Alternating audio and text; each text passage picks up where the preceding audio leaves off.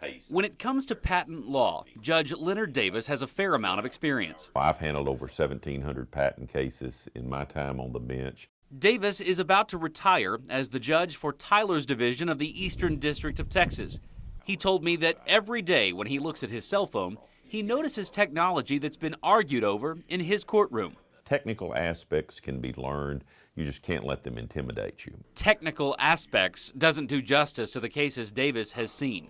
Just this month, lawsuits against companies like Verizon, Microsoft, Nokia, Motorola, and DirecTV have been filed in the Eastern District. And as you can see, the list doesn't stop there. That's the witness stand. Davis is a pro at handling these lawsuits, but the decisions themselves are being made by East Texans who don't spend all day in the courtroom. I often tell my jurors on the first day of jury selection, I say, y'all look like a deer in the headlights, because they're a little overwhelmed that they're going to be deciding this case between, these two giant tech companies. And East Texans have a bigger voice in patent law than people in any other part of the country. In 2013, there were more patent cases filed in the Eastern District than there were in Los Angeles, Miami, New York, Chicago, and Boston combined. The Texas Instruments case in the 90s was filed for convenience. But why have these cases stayed here?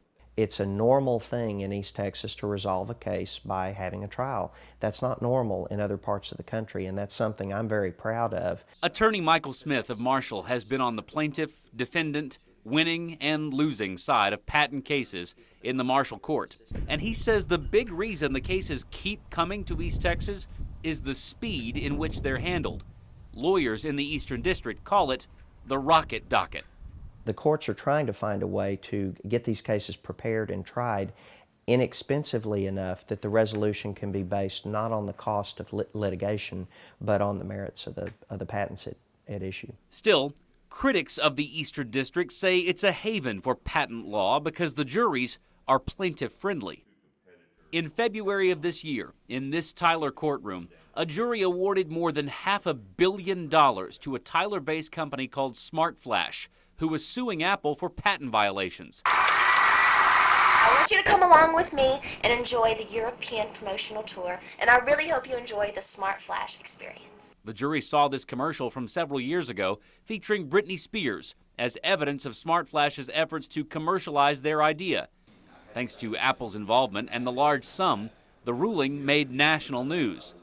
But last month, a different company filed a $100 million suit in Tyler, also against Apple, and Apple won that case. Judge Davis says years ago plaintiffs may have won more often, but says the two Apple cases are prime examples of that trend changing. But I know in 2013, I think there were 15 cases that went to trial in the Eastern District, patent cases, and 11 of those were defense verdicts. So that's a long way from plaintiff-friendly. Smith agreed and added that it's more common now for plaintiffs and defendants to listen to East Texas lawyers on these patent law cases. And we're over there all the time, and we know what the judges do and what the juries respond to. There's an ugly term associated with patent law in East Texas, though: patent troll. The most common definition is companies that aren't actually making a product but own multiple patents and sue other companies for violating those patents. At one point, the Baxter Building, right next door to the courthouse in downtown Marshall, was a patent troll cave. Some patent-holding companies kept office space here just to improve their standing with East Texas juries.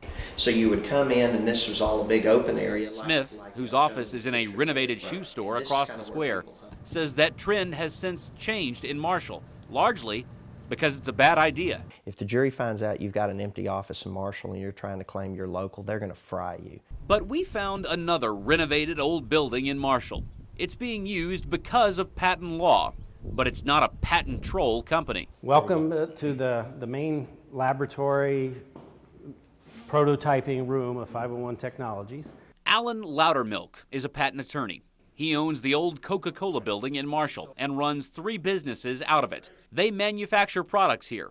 May I? Please do. Okay. Please go ahead. Including this device to measure skin color for a makeup company. He's not from East Texas.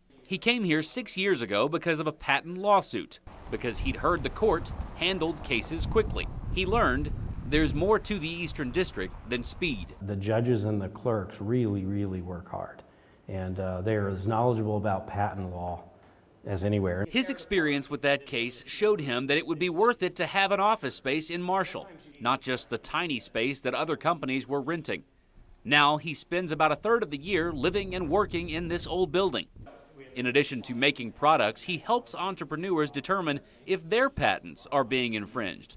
Loudermilk is very familiar with the term patent troll and says he's heard it used to describe a wide range of people and companies.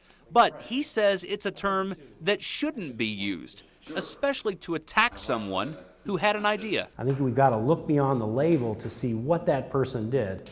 And if it's a quality idea, I believe that they ought to have their day in court without being called names. Even as Apple is appealing that original massive decision, Smart Flash has filed a new suit against Apple in the Eastern District, covering all the devices that weren't in their original suit. And the Eastern District isn't slowing down. Smith told us that many of the cases aren't of the quality they were a few years ago, but they're still coming to East Texas. That, along with the efficiency rules the judges have in place in their courts, mean that the district has basically staked its claim to patent litigation.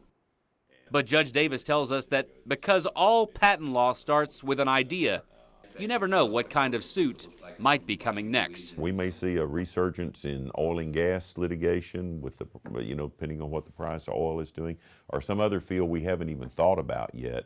I think the Eastern District has a long history and will continue to have a rich history of being able to handle those cases and be a good place for people to get their disputes resolved.